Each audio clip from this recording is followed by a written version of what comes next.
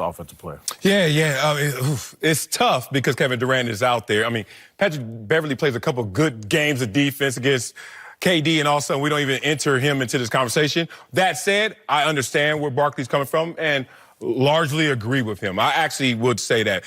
James Harden doesn't have the curse of being gifted that most athletes have. He's talented enough athletically to be in that Kobe Jordan conversation, but on the lower end, I respect that.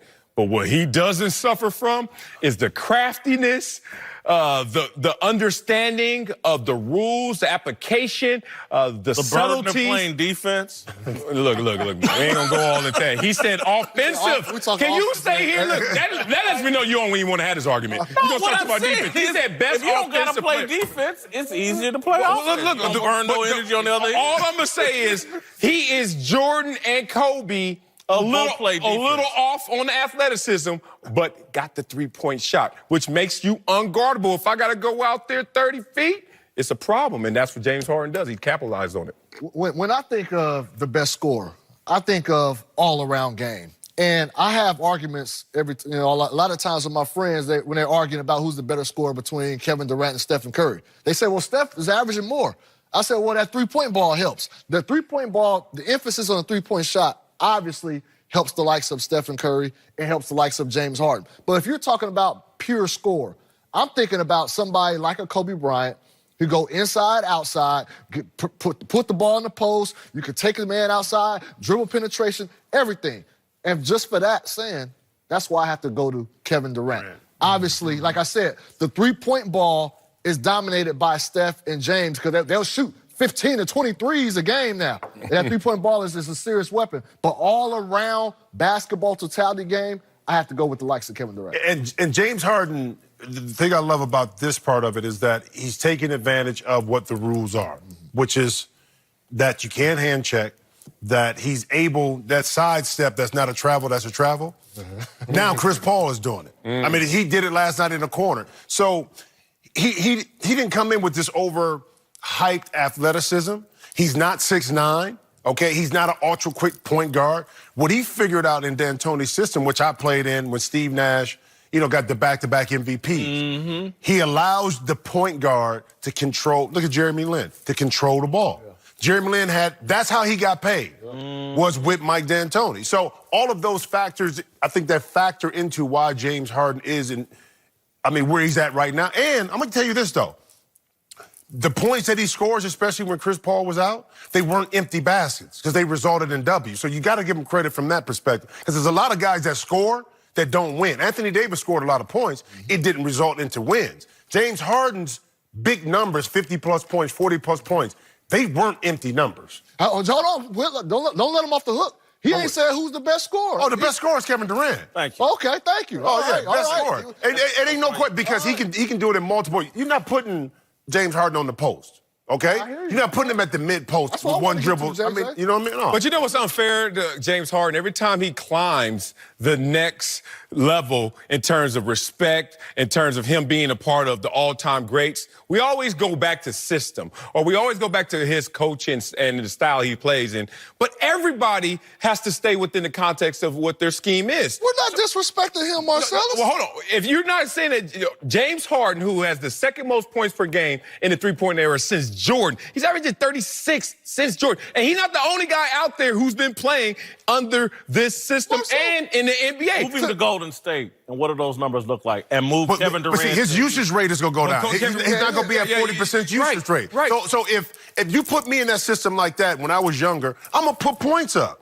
It sounds great, and I'm not dissing Jimmy Jackson. Hold up. But you know what? He is actually doing that. And that's my point, is that he's with the perfect system to have the ball in his hand the whole time. I've heard this argument so many greats. Tom Brady loses because of system, because of Belichick. And James Harden, well, he's with D'Antoni and his system usage rate. Look, there is no defense to what he's doing. Right now, I love me some KD, 23 and 21 in the first two games. Right. There's a little defense against him, and it's not Patrick Beverly. It's the fact that the flow offense, and everyone needs to touch it a couple times before coach says shoot. Therefore, there's a way that he can get off his game. Golden State tonight is going to get into Plan B basketball. Now, You could say that if he was there with D'Antoni, Kevin Durant wouldn't even be thinking twice and would just be jacking him up. I like KD more as a scorer, but I'm not going to slight James Harden in that your conversation. football reference, how many quarterbacks look good in that New England system when Tom Brady was out? Didn't Matt Castle get paid? Matt Castle's the only one for a long time. Everybody else a game or two. He got paid, right? Oh, yeah. Garoppolo? Maybe. That's two Maybe. games. But what I'm saying, I hear you. you can go back to when you want to use that reference, that guys who stepped in and played in that system look good in that system. And they got paid from that. I'm not taking anything from James Harden. We're both not. I think that's the point. I'm just making sure. It's not a slight. If anything, At all. If anything, he's number 2. We're just giving a reason. Oh, I'm not a slight. Okay. I'm not. I thought y'all when y'all all said that, I'm like, heck no. My man getting buckets, man. I wouldn't even put him number 2. Woo! Because I really believe. What is going on? I really believe if Steph Curry played in that system, he would put up 2K numbers. It would look like NBA 2K out Hey, there. I can't. And so You got me there. I've seen Steve Nash. I've seen Steve Nash in that system. I've seen everybody eat in that system. Amari Stoudemire. Didn't he have How much did Nash average? What? He got 2 MVPs. But 17 points. That ain't 36. No.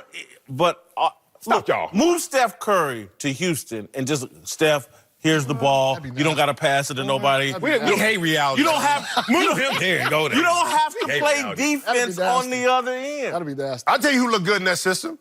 Raymond Felton did when he was in New York for a minute. Yeah. Okay? Raymond Felton looked like a different point guard before they traded him. Y'all don't do that. Y'all know he had other issues. Hold on, but